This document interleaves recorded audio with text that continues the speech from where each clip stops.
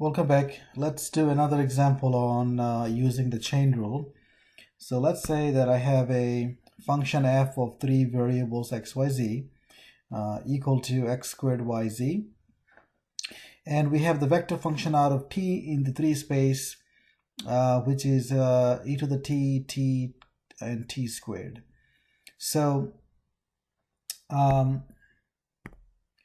here in other words, so the first component, so x is equal to e to the t, y is t, and z is t squared.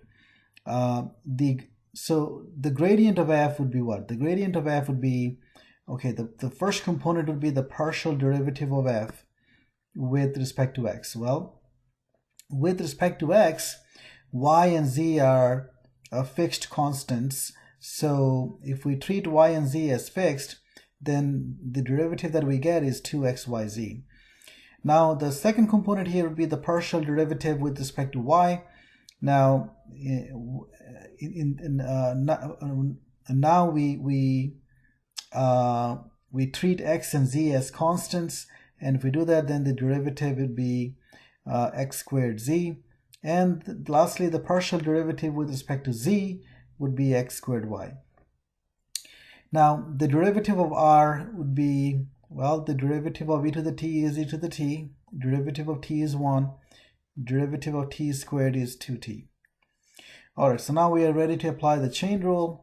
The derivative of f of r of t, the derivative of f of r of t with respect to t is equal to the gradient of f evaluated at r of t dot product with r prime of t. And so this is equal to, so we are taking the dot product of the gradient vector and r prime of t, so we get 2xyz multiplied by e to the t, x squared z times 1, x squared y times 2t. So this is what we get. Now at this point, we can plug in e to the t for x, so t for y, and t squared for z if it is needed for some reason. But if it is not needed, we can leave our answer in this way. Okay, so let me finish this video by giving an interpretation of the derivative here. So let's say that I have a curve C parameterized by the vector function out of t, where the first component of out of t, x, is sine 2t, and the second component of out of t, y, is cosine t. And let's say z is a function of function f of x and y. Then when we take the derivative of z with respect to t, evaluated at t equals to 0, what does that mean? Well, so the specific curve that we have here, that I have drawn that curve here, and when t is 0, cosine 0 is 1, sine 0 is 0. So when t is 0, we get the point 0, 1, which is the red dot here.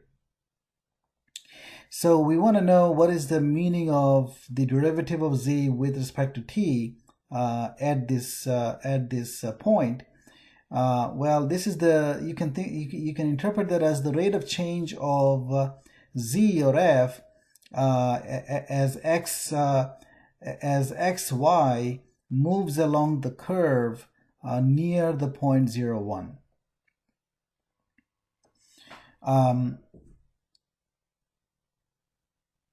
So if we interpret, so let me give you a silly interpretation here. So if r of t is the position of a moving bug on this curve, so this curve is the path of a moving bug, let's say, and at time 0 the bug is at this point here, and so let's say that the function z tells us the temperature of the bug at the point xy. So z is the temperature of the bug at time xy.